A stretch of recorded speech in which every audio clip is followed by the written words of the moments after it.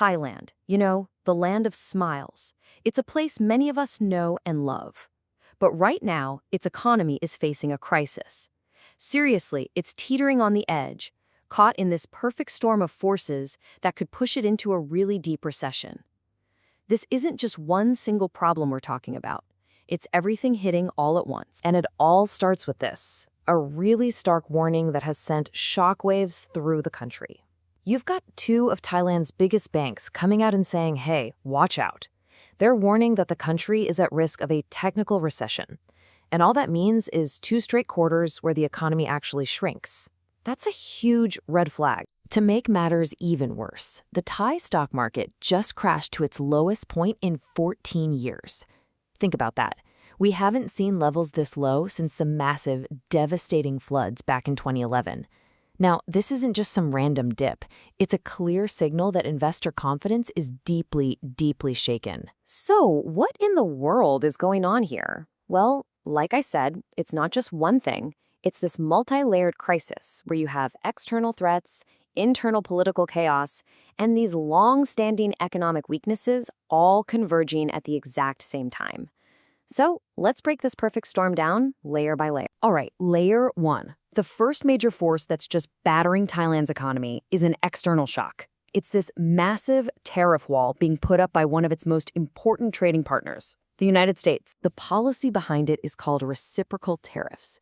Basically, it's a key part of the Trump administration's trade strategy, and it's designed to hit countries that the U.S. buys a lot more from than it sells to. And guess what? Thailand is right in the crosshairs.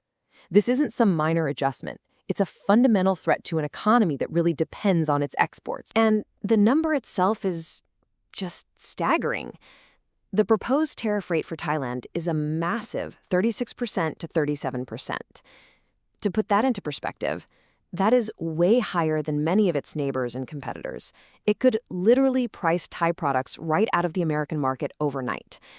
For some things like processed tuna, the tariff would jump from 0 all the way to 36%. You can just see the potential damage right here.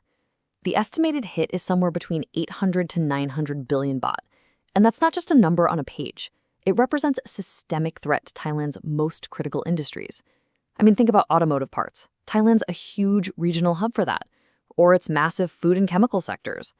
This tariff threatens to just wipe out their competitiveness in a flash. Okay, so you have this massive external storm gathering.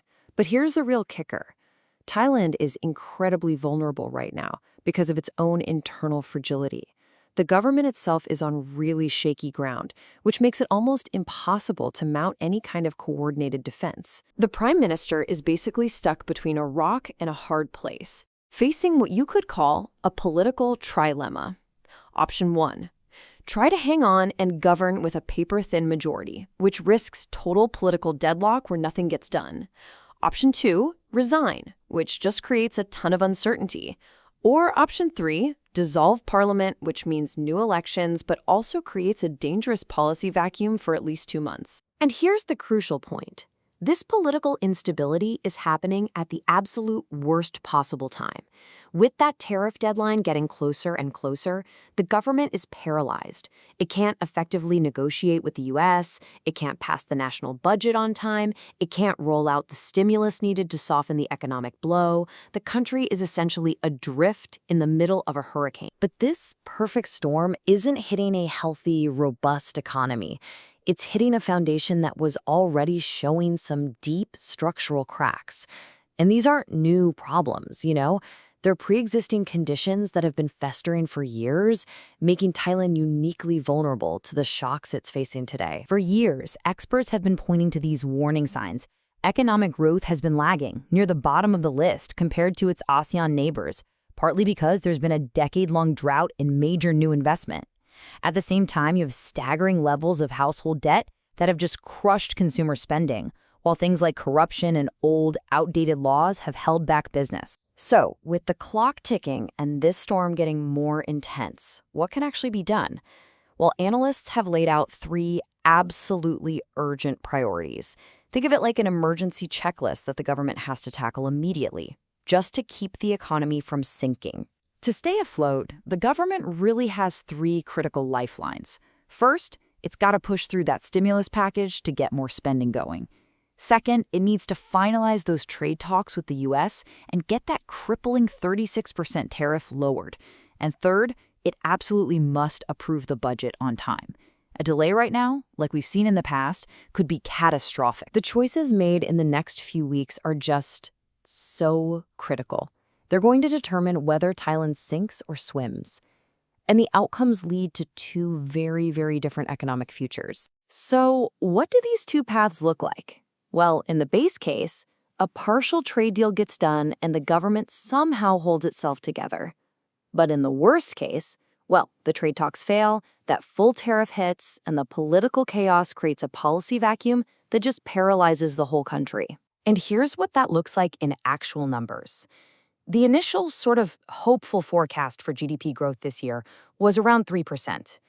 Now, even in the best case scenario, that's been slashed to just 1.7%. But in the worst case, growth could plummet to 1.1%, maybe even lower.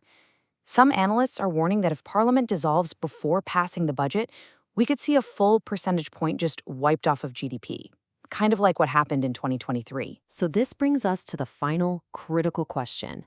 With this powerful convergence of external pressure, internal political fragility, and these long-ignored structural problems, the stakes have never been higher. Can Thailand's leaders find a way to navigate these treacherous waters and steer the country through its perfect storm? The whole world is watching.